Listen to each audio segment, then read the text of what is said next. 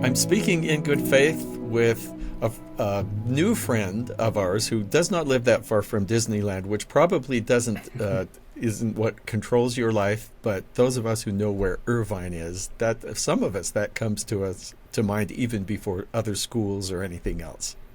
Yeah, it's a great place of notoriety. I don't know if it's the happiest place on earth because I've taken my kids there, and, and it's quite expensive, and you get tired, you know. It's true. Well, Dave Gibbons is an author, an advisor, a speaker, and spiritual leader. We'll delve into each of those to some degree. He has a new book called The Shape of My Eyes, a memoir on race, faith, and finding myself. And he started his career with the founding of Newsong, which became one of the fastest growing churches in America. And then he sensed that even beyond the building itself, there was a need in the wider world, and so has done consulting with different organizations, including businesses and individuals, many of whom we would know, lots of big companies. But I do want to ask about Newsong. How many years now going strong? The last I could see on the website was 45 years.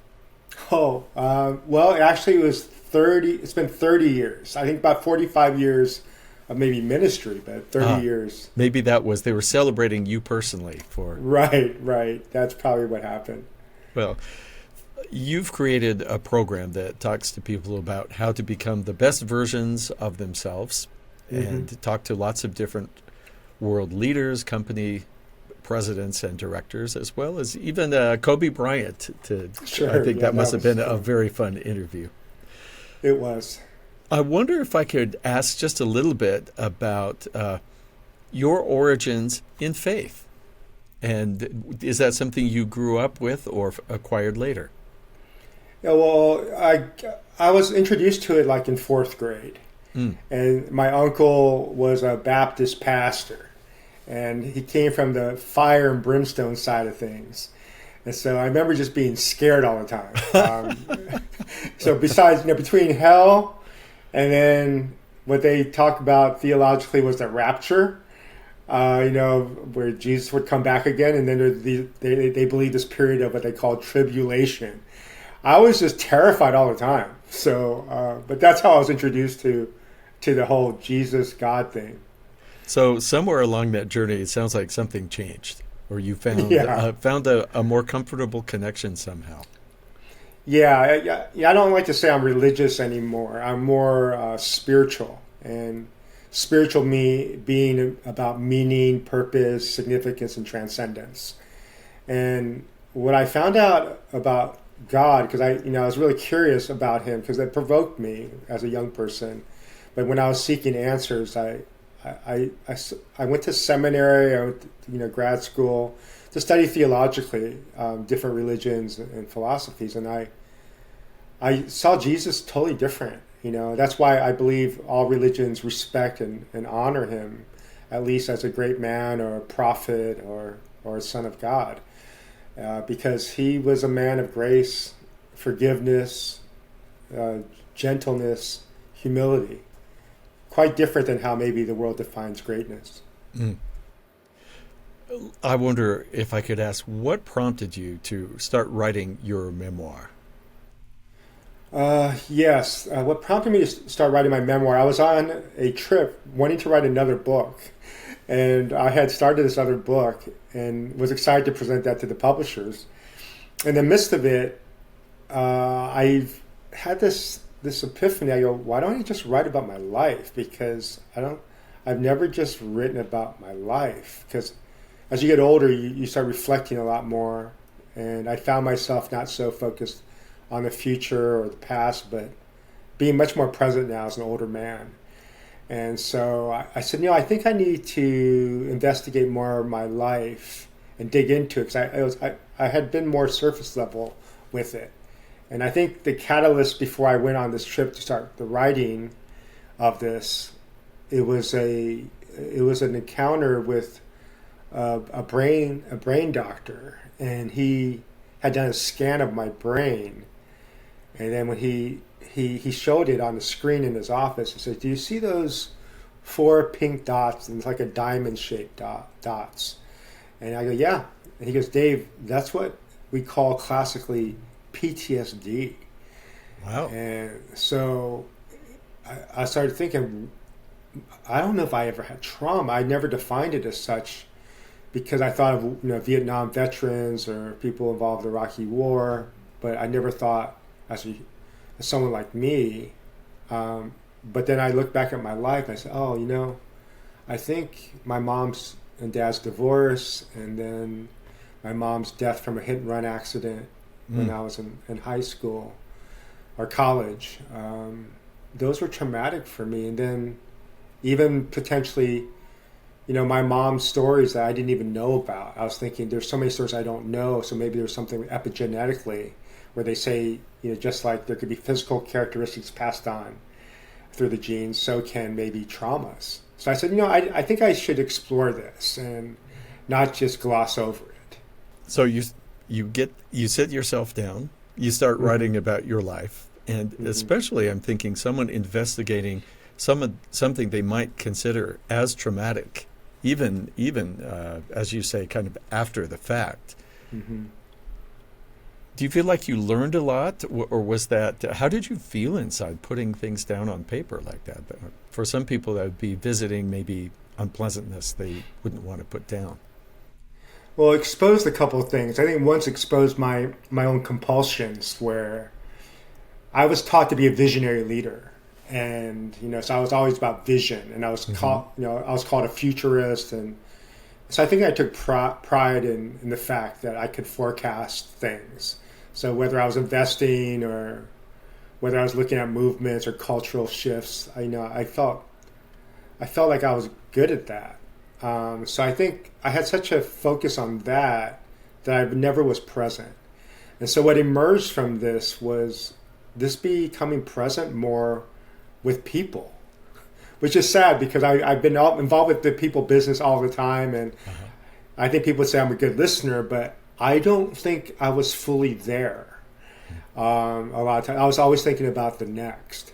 And so I think it helped me it forced me to see some of the ways I wasn't present, because when you're writing a memoir, you have to get into the skin of everybody. When you're writing like in Third in a Circle, you're thinking about what they look like, what their facial expressions are, how they talk. So it forced you to sit and circle things. And I never circle things. I was on a linear path of just moving on towards a destination.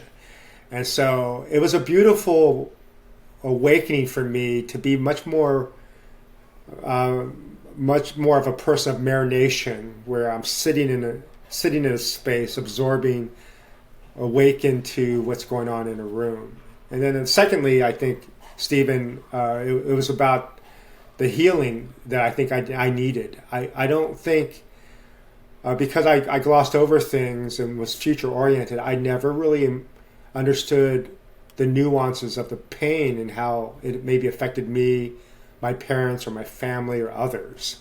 And so I think it helped me to get healed as I started thinking about some of these wounds I never really addressed.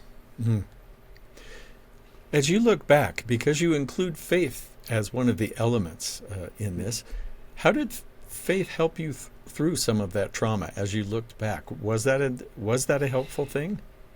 It was probably the only thing for a while, because it seemed like anything a pastor or spiritual leaders, what I read from books or teachers, mentors, it didn't matter to me.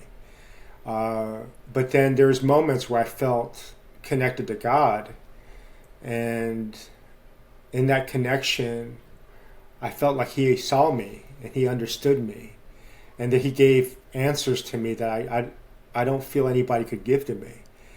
And so I had these little moments where I felt literally like He was talking to me.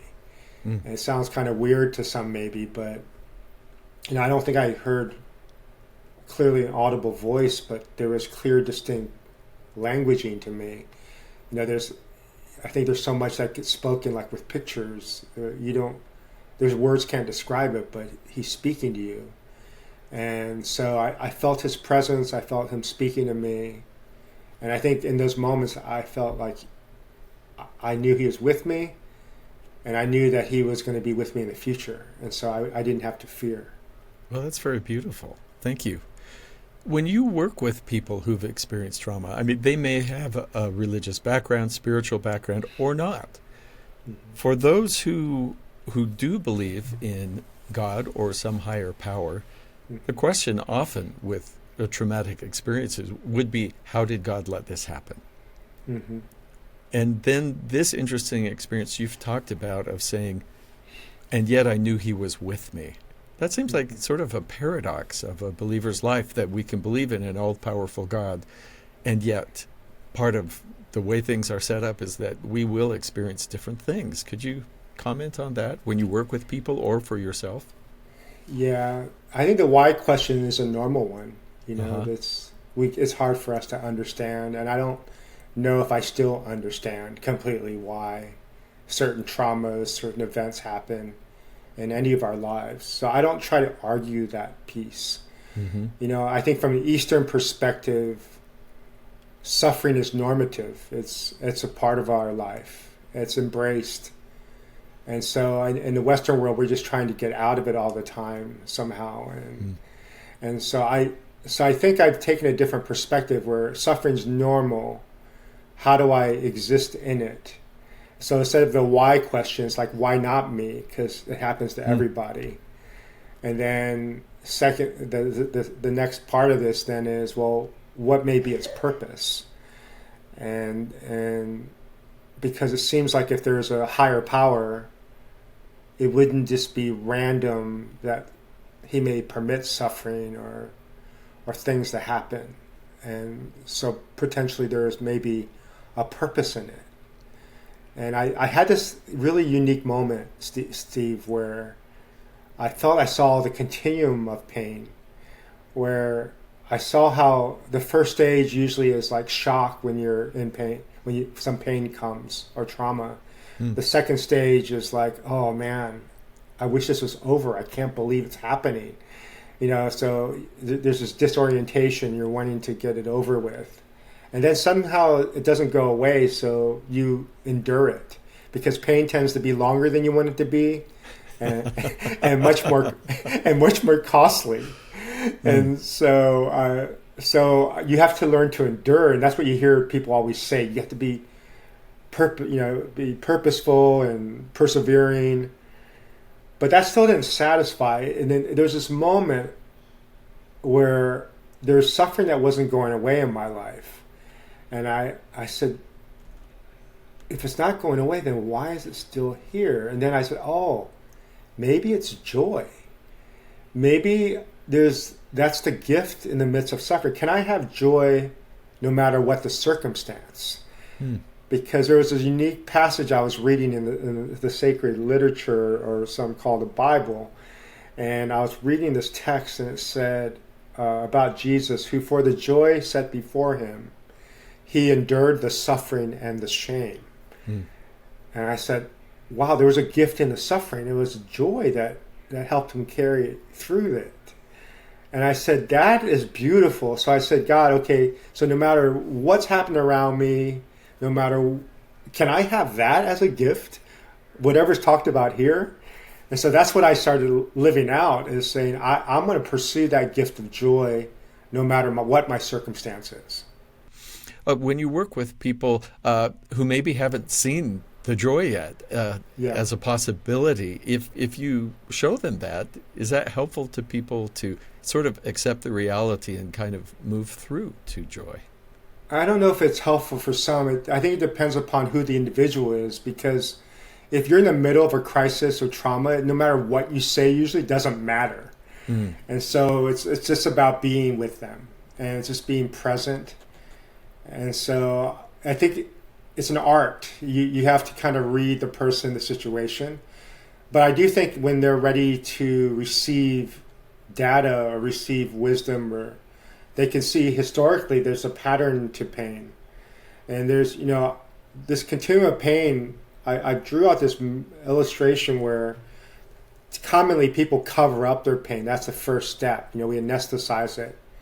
The second stage is like bringing it above ground, where you talk about it and 12 Steps does that. My name's Dave. I'm a recovering Pharisee, whatever it is, right? But there's this vulnerability, confession. The third stage to me is from confession to embrace of your pain, where you own it.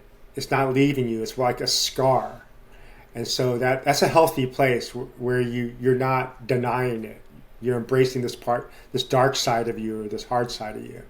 But then I show people there's an evolution of it. If you study throughout history, it seems like eventually with leaders and with people, it becomes a guide for a lot of people. Pain can become a guide. It helps lead you to your destiny because you develop these antennas and the sensitivity to other people's pain, the same pain that affected you now see in others. And so it helps you to be this person who becomes generous.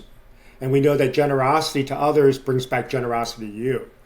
And so, so there's this beautiful thing that occurs as you take pain and see its evolution from covering it up to confession to embrace, but then it becomes a guide towards your destiny, how you can serve and care for people, maybe become a calling. And then the last stage of it to me is where it becomes a gift, where I tell people there's probably a sensibility with a lot of leaders where they want to make a difference with their life. And so I said, you're the one that prayed it, right? To the universe, to God, whoever, you said, man, I want to make a difference with my life. And I said, it's like if God's up there, wherever he is, he's going, oh no, you prayed that prayer. It's like, because if you're going to make a difference with your life, you have to get humbled usually, and every leader goes through some humiliation, it seems, or some major suffering.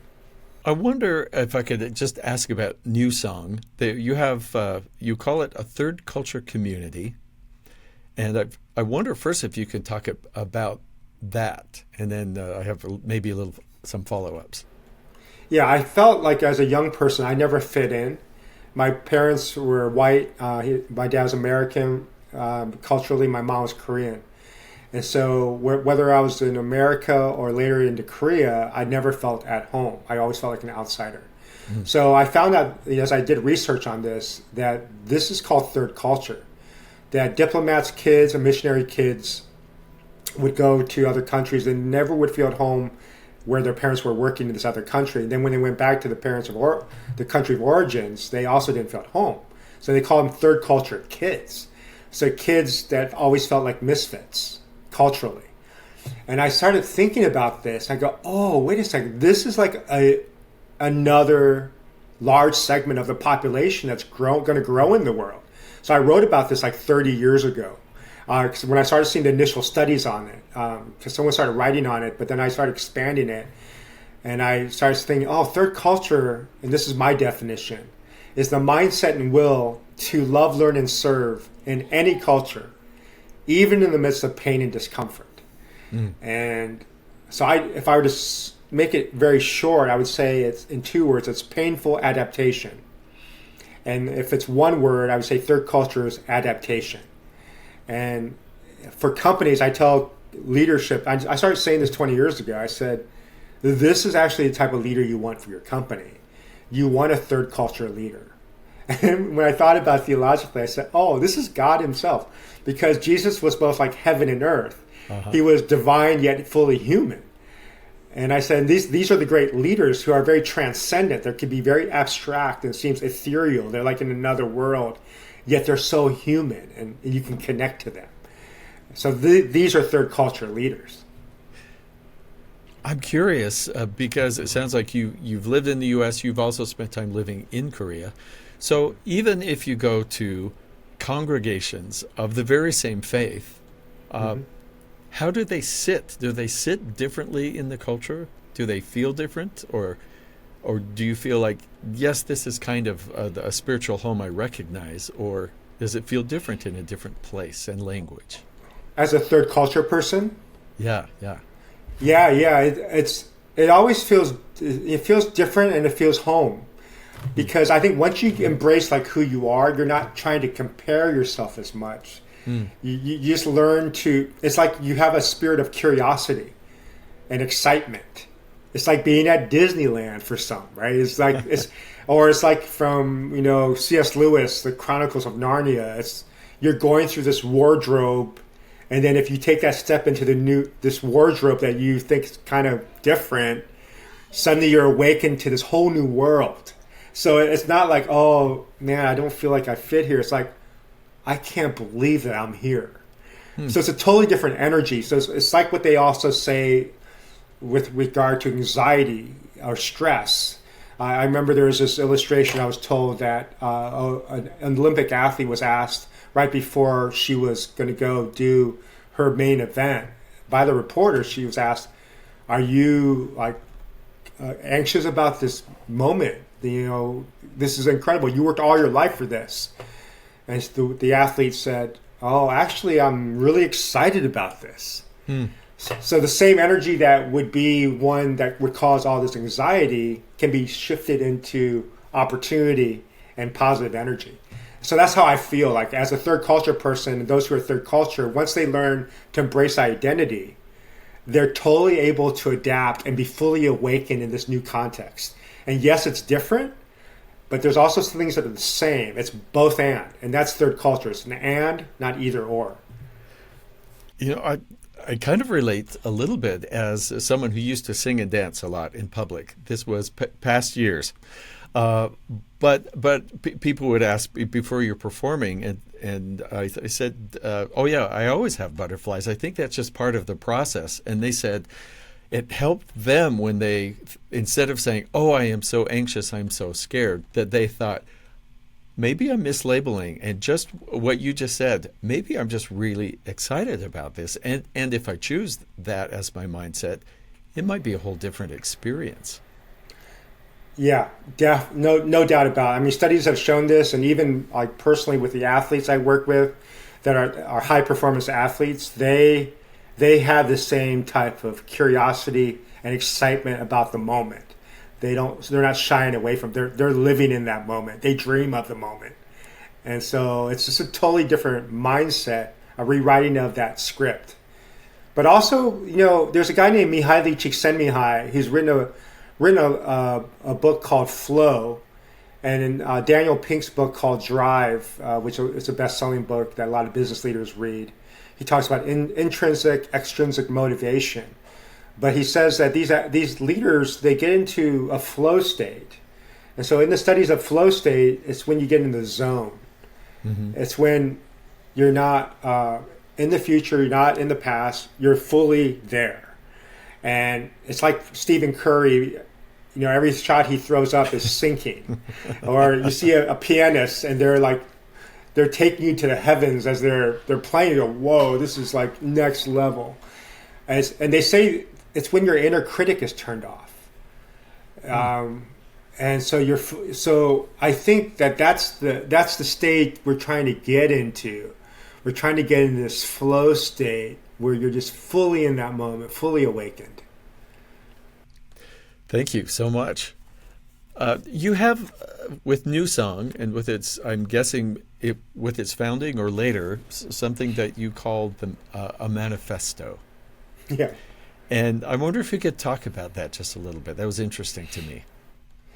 Yeah, I was reading movements about 15 years ago about movements and stuff. I go, oh, they have like these manifestos, like a mission statement. It's like things they value, things they believe. They're declarations of who they want to become, or who they see themselves as, whether it's now or in the future. And so I thought about how not only me, but I thought about my children. I thought, what would I want them to feel like? What would I want them to aspire to or be inspired by? And so I just started making these declarations and started writing them down over and over again to the point that I whittled it down to, I think it'd be something like this set of things that I would want my family and those that are my friends all to experience, like freedom, joy, the idea of being able to roam the earth without any hindrance, of having all the resources in the world, a sense of abundance and not scarcity. So I just started thinking about all these beautiful things that maybe if we were to come together we could come together based upon these hopes, these declarations, these values. I've heard people say before, God won't give you anything that you can't handle, and have had cause in the decades of life to say, "Oh, really?" Yeah, exactly. 'Cause I'm not sure about that. Yeah, that's true. And then I have heard people say that, no, he won't give you, you'll get things you can't handle, but nothing that you can't handle with God with you. And have you had those experiences where you thought, I don't know how I got through this, but I think God was with me? Okay, so many times. And then I would add, there's times I didn't think God was with me. Oh, didn't think so. Yeah, there's moments where I said, God, where are you?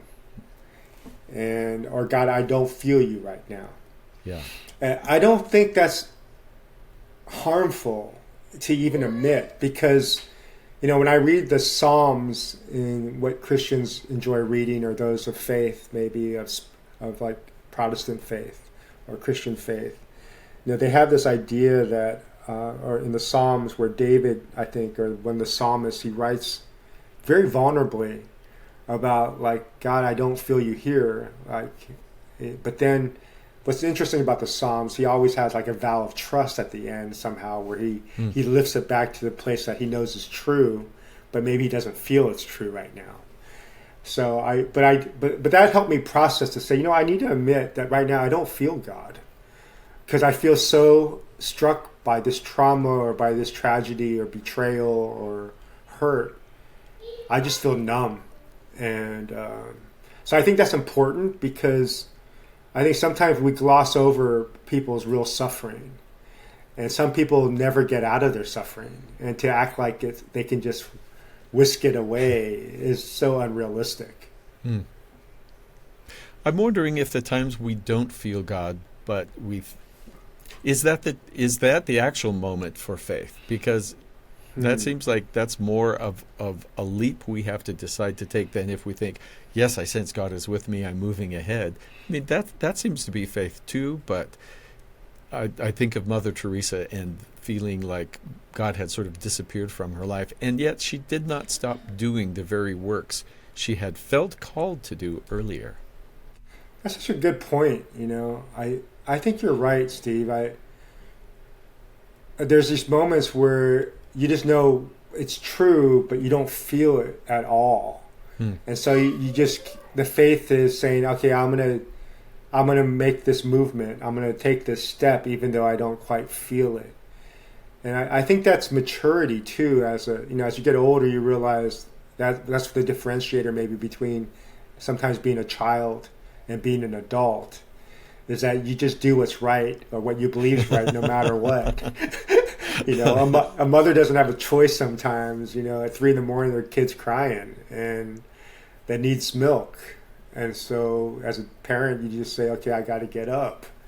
And I think that's what it is sometimes. I don't feel it. I don't want to do it. But I learn from people that are better than me maybe, or smarter than me. This is what they did. So I'll take this step by faith. I'm wondering, and thank you for letting me have a personal conversation about these things, but it's really lovely because you're someone who has spent the time to think about it, because you've had to put it into print. You've had to sort of solidify the experiences and your thoughts.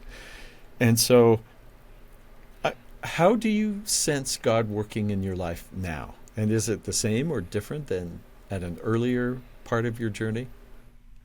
Yeah, it's much more freeing right now to me. I think early on it was necessary because, I had a lot of chaos in my life. So when people had all the answers early, these strict rules and regulations, it was good for me. I think there's some. It was secure. It felt like at least they felt like they had all the answers, so it felt good. But as you get older and you run into these traumas and conflicts and crises, betrayals and hurts, you go, wow. Oh, by the way, by those same people sometimes. You start to question things. And so I think as I grew older, I went through the wilderness experience with my relationship with God. And then I think it evolved where the beautiful thing that's happened now is instead of just like having to read the Bible, which is important to me as a follower of Jesus, I also have found that the way God speaks to me often is not just through scriptures, but it's actually through humans and through nature and through circumstances. And I was taught in my tradition that these are too loosey-goosey, they're not concrete enough. But the more I thought about it, I said, wait a second, humans are made in the image of God, Imago Dei. They're actually like portals of God. And so it's, my next book I want to write, I have like two, but one of them I want to call Seeing the Voice of God. And that's much more helpful for me than hearing the voice, because I don't think many humans hear a literal voice. It's rare. But I think many people can see the voice of God. And you see it usually through humans, if you're really looking, or you see it through nature, or you see it through the stars. Just the beauty of it all. You go, there's too much beauty here that can't just be randomly created. There must be an ultimate designer of this, and it compels you to get closer to this supernatural being. If they're really there, you start to seek it. So I found that has transformed my relationship with God, is where I'm not just trying to read a text from a study an hour a day, but I'm able then to interact with all my world as I'm going to the grocery store, or I'm talking to the clerk, or I'm talking to a client. That moment is a spiritual moment.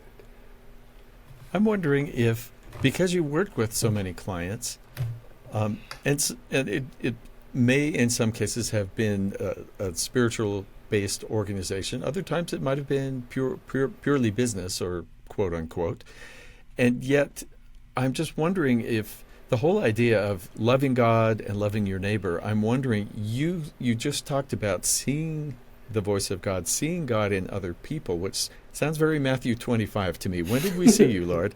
And then, when you help these people or those people, do you feel like you've learned to love people or to see God in the clients, whether it was a spiritual discussion or not?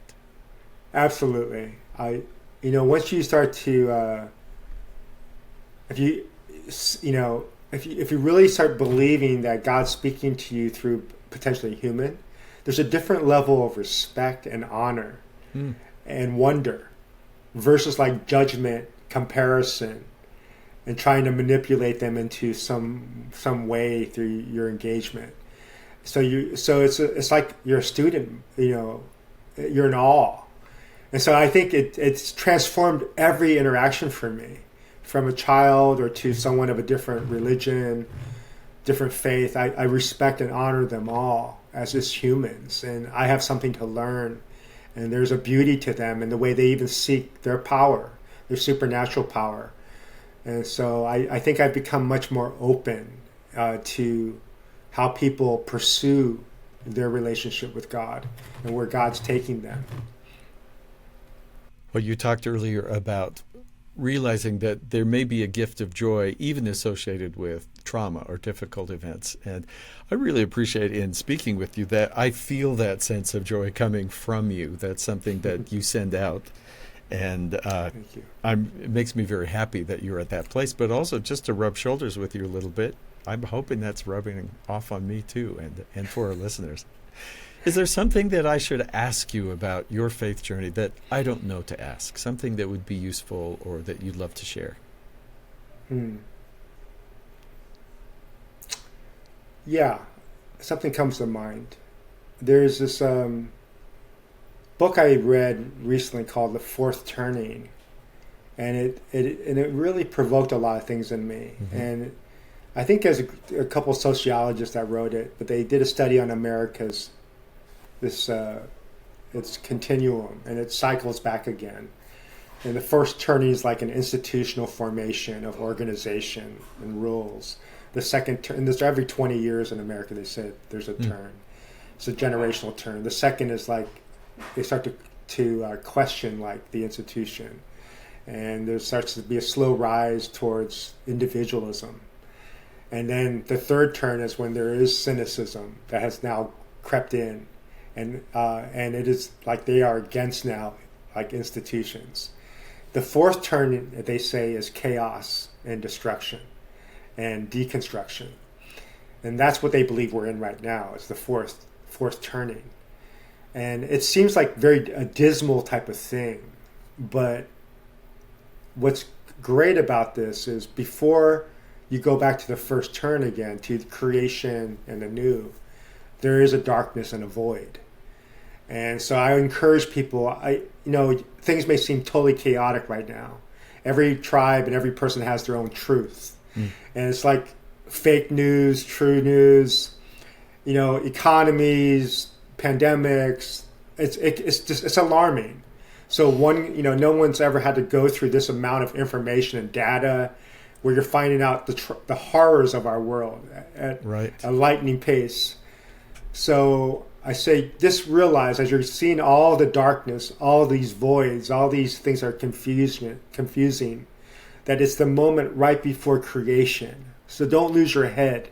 You stay focused, because this is the moment for artists and for people that love innovation, or those who have hope, that this is your moment to create and act and do something that is entirely more beautiful than you could ever imagine.